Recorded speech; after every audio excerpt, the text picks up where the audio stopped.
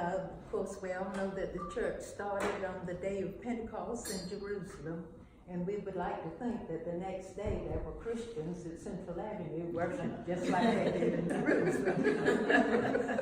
But that's really not what happened. So I'm going to start my story with in the 1700s, when a group of people came from Central Europe. They were, most of them were from the city-state of Salzburg, and they were called Salzburgers. As you remember your history, there was no Germany and no Italy, or no Austria, I don't think either, back then. They were city-states, more like Luxembourg is today. And the Archbishop of Salzburg expelled everybody who wasn't a Catholic. And so our ancestors had to leave. And at that time, England was wanted to establish the colony of Georgia as a buffer zone between the rest of the colonies and Spain. That was, the Spanish people were down in Florida. So they were able, the Salzburgers were able to come to Georgia. And they went to a place just above Savannah called Ebenezer. And there's still descendants of Salzburgers there today. And they were Lutherans, and the Lutheran minister came with them, and it's well documented about the Salzburgers. They sent reports back to the people in Europe. And here's a book about the Georgia Dutch, if anybody is interested in that. And they have the Georgia Salzburger Society, and it's, if you're a descendant of them, you may join. If you just want to be a friend of theirs, you can join them. If you want to pass that around so you can see. So they were the Salzburgers were the people who came into Georgia. And one of the families was the Dashers. Mm-hmm. And for 4 generations, they had a son called Christian Dasher. And the 4th generation, Christian Dasher, was born in July 21, 1786 at Ebenezer in Effingham County in Georgia. And he is buried here in Sunset Hill, and he is credited with establishing the Church of Christ in South Georgia. He was married to Elizabeth Waldhauser, and they had 14 children, 7 boys and 7 girls, and all the boys but one died. And the 8 children that survived was one, Sarah Ann. This is a picture of Christian Dasher and his wife. And their daughter was Sarah Ann. And she married James Israel Weisenbaker. And this is a sheet that shows their children out of Reba's Weisenbaker's book that was written by Myra Sand and George Ann Sand and Mike Payne's mother, Reba. And these are her children. Mike Payne is one of the descendants, and Myra. And no, y'all aren't descendants of that. Y'all are descendants of the other. Mike's the only one that's the descendant of Christian Dasher that's in that. No, you're the second. I'm from my grandmother Dasher, who was also a Weisenbaker. Her grandfather was James Israel Weisenbaker. Oh, okay. So, well, that's in that sheet. Yeah. Okay. So that's it. All right. Because the second daughter was Margaret. I'm going through all this because their descendants. You probably know some of these descendants. Margaret Amanda married Duncan Smith, and from them the Goodlows are descendants, and If y'all remember Party Goodlow and his wife is Dorothy, and she has the scoop. That's that family. Another daughter died young, and the son was married, but he had no children. Susan married Richard Howell the first, and then she married Noah Parable. And that's who I'm a descendant of. And Pendleton Little is the other descendant who is still living. And I would think that Pendleton has been here the longest of anybody, the church. And then next, there will be Sister Griffin and Rudine Green, and I, the next oldest members. And right after us comes Sarah Ellen Dasher and Betty Yale that have been here the longest. There may be some people older than we are, but they haven't been here longer than we have. And then there was Anne Elizabeth, who was married to Francis Henry Remington, and they lived in Thomasville. And if you know, there's a Remington Street in Thomasville, and that's who my grandfather was named for. His name was Francis Remington Parable, and that was his house that is still standing there on the next block. Pendleton's family lived over on Ashley Street, but his grandmother was my grandfather's sister. And the descendants of, you might know, was Mary Dickey and Marvin Dickey from that family. But they grew up over in Thomasville. And the seventh daughter was Georgia Ann, and she was married to Simeon Alexander Smith. These houses that are on beyond the church, east of the church, belonged to her grandchildren.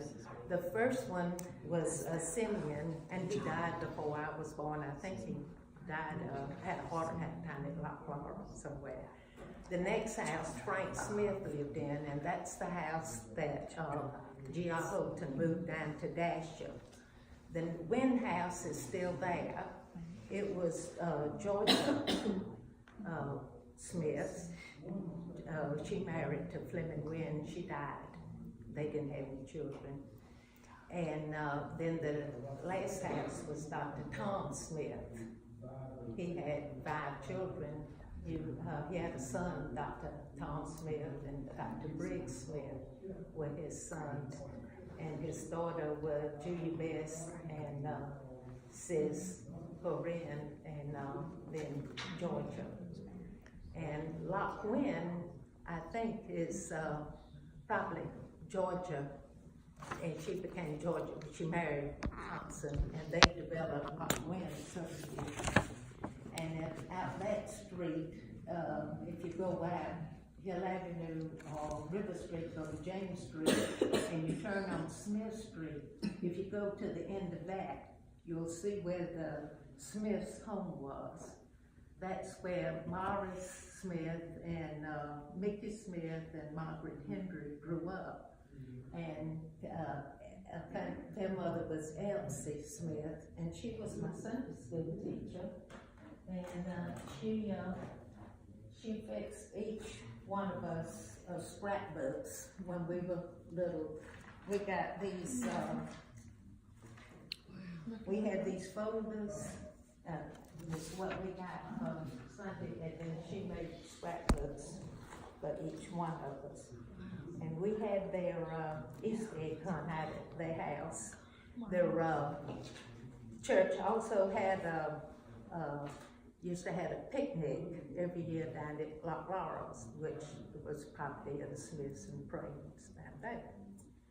Okay, and the last daughter was Mary Gertrude, and she was married to Walter Payne. So their house was on just on the other side of the railroad track. My mind's gone. So it was Savannah Avenue, and their house was on the corner of Savannah Avenue and Troop Street. And then there was a house, and then Doc Holliday's house was next to that.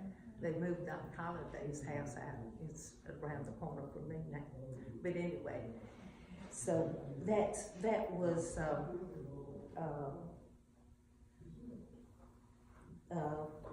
Christian Dasher's family. All right. And he first started the church. Dasher, I'll go back to the story now.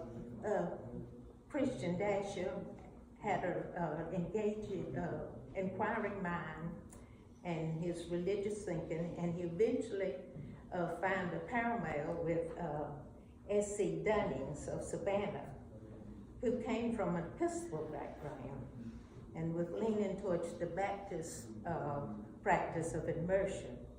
The two met, agreed on biblical teachings, and the immersion for the remission of sins, and Dunning accordingly baptized Dasher.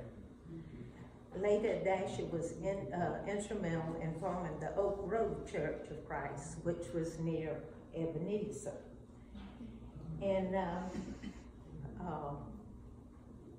in 1832, he had come into this area.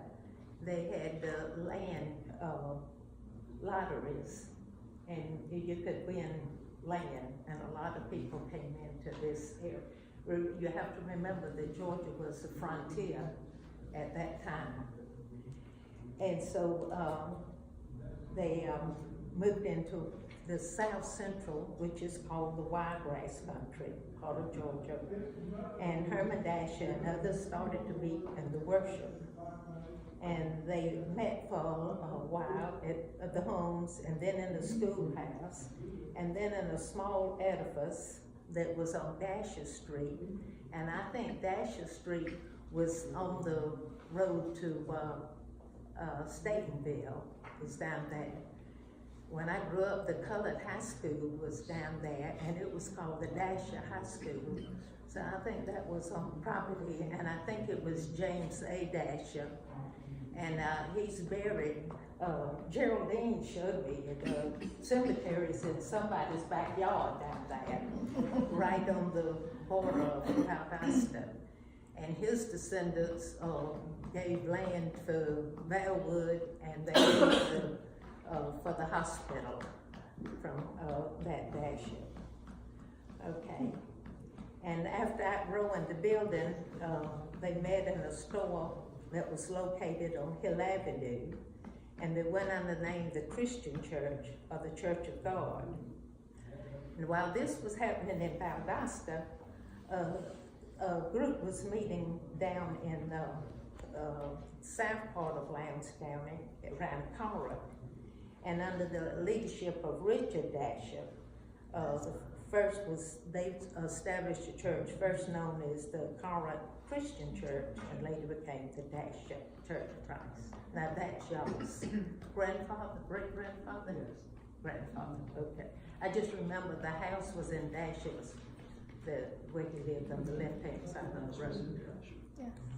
Okay. Gone now, and it just collapsed. All right.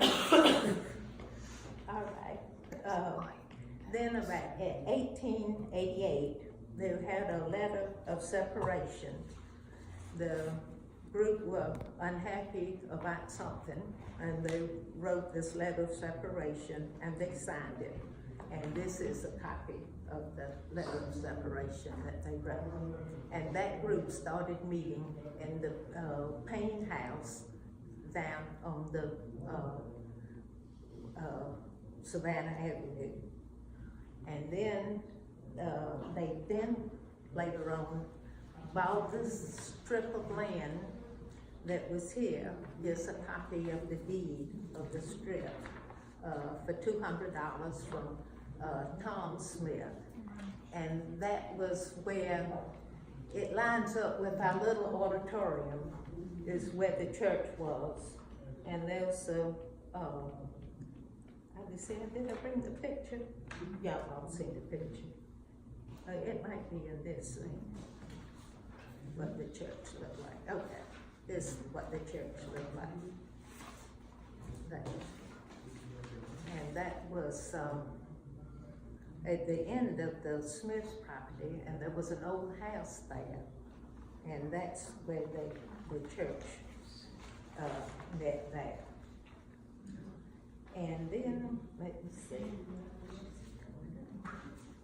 We have no records of the church from that, from when they started until about 1926. But we know that G.E. Claus was one speaker, M.L. Strong was a speaker, and Mr. Love was a speaker. As you see in that, the thing, they didn't believe in having a paid preacher and that agreement with people who left. But finally, in 1926, they did. And it was A.B. Lipscomb who came to Valdosta. He had been the president of Lipscomb, and he also for the gospel advocate. He built a house that's down in the park. If you ever go on the north side of the park, Brookwood Park, and you come down Slater Street, the Slater dead ends in the park, and the house is over to the left. Mr. Lipscomb built that house.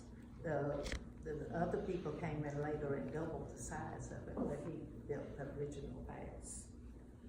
Okay, and during that time, they added on to the original church building 8 classrooms, and they provided children of needy families with milk, and they supported missions in China, Japan, Africa, and Cuba. And there was paramount evangelism in the area of Georgia and Florida. Pinetta, Perry, Tallahassee, Greenville, Jacksonville, Florida, Cambridge, Hazelhurst, Georgia, Cordele, Moultrie, Brunswick, Waycross, and Georgia. In the 1930s, the congregation sponsored Marshall Keeble and a meeting for the African Americans. And he came and had a meeting, and 163 people were baptized. And then later that year, another 125 joined, and he came back the next year, and over 100 were baptized. Wow. And so the Central Avenue made the down payment for a church on the Dare Street with Black Ducks. And many people credit Lipson with the introduction of the unusual practice of taking the communion together. He believed that method was more reverent and in keeping with the principle, when you come together to eat, wait for another. In the earlier days, they took communion like most of them do in the other Protestant churches, Catholic. They bent down forward and had a cup, 1 cup, and that cup is in the small auditorium in one of the glass cases in the back where they did it. It's along with Christian Baptist Bible in that little auditorium. I understand one of the reasons they quit doing that is that one of the members had tuberculosis. And they didn't want to, and other people didn't want to drink out of the same cup that he had. Was one of the reasons. Okay. Mr. Lipscomb died in the late 30s, and O.D. took his place until 1940 when S.P. Lanier arrived. And he showed great energy in evangelistic work, and he conducted a meeting on River Street in an effort to form a congregation there. And Ola Dasher Hill, I tried to shoot it in the family. Well, I thought, but I didn't realize the Hill. I thought her name was She married Hill, actually my grandfather. That's the name. Well, she gave the 2 lots of the River Street Church, and that the River Street is the forerunner of the Forest Street Church now. The next one who came was William Potts, and then Charles Lemon, and the membership was about 300.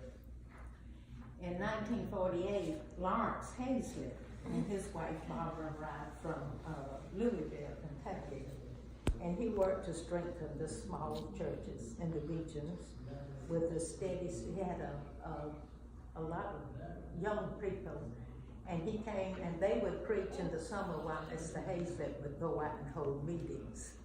And so there was Pat McMahon was one, and Tony Ash, and there were others, but that's the way Mr. Hazlett is.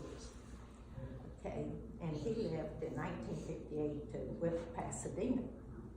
And then soon after Joe Gray came, Lena Smith was Frank Smith's wife, had to go to Duke for some kind of treatment, and they went to the church there, and that's where Frank met Joe Gray, and he was real impressed with him, and he got Joe Gray to come here, and he promised Joe, I think it went to when he came, that he would help him with mission work, because that's what Joe wanted to do.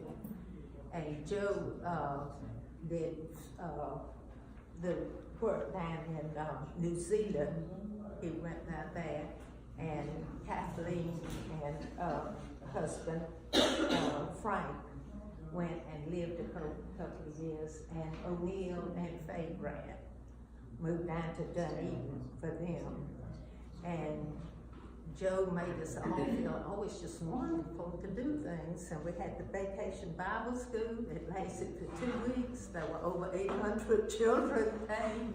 Oh, and it has never, been away from mother or anything.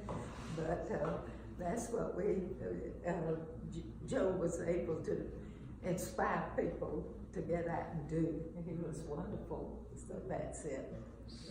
Okay, and after in the 1970s, there was, we've had just ministers that didn't stay very long.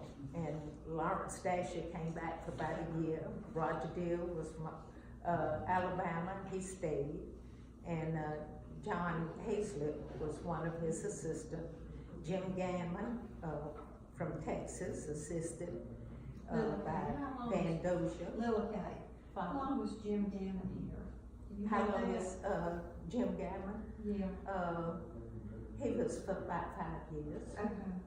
From 1973 to 1978. All right, then G.R. Holton came from Oklahoma, and after 2 years he left to go down to Georgia Christian Home, which is now Raintree Village. John Chick was a youth minister. He came the pulpit minister with John Klempo as his assistant. While I was looking for this, I found an old program with John with hair. I thought y'all might have it. This is hilarious.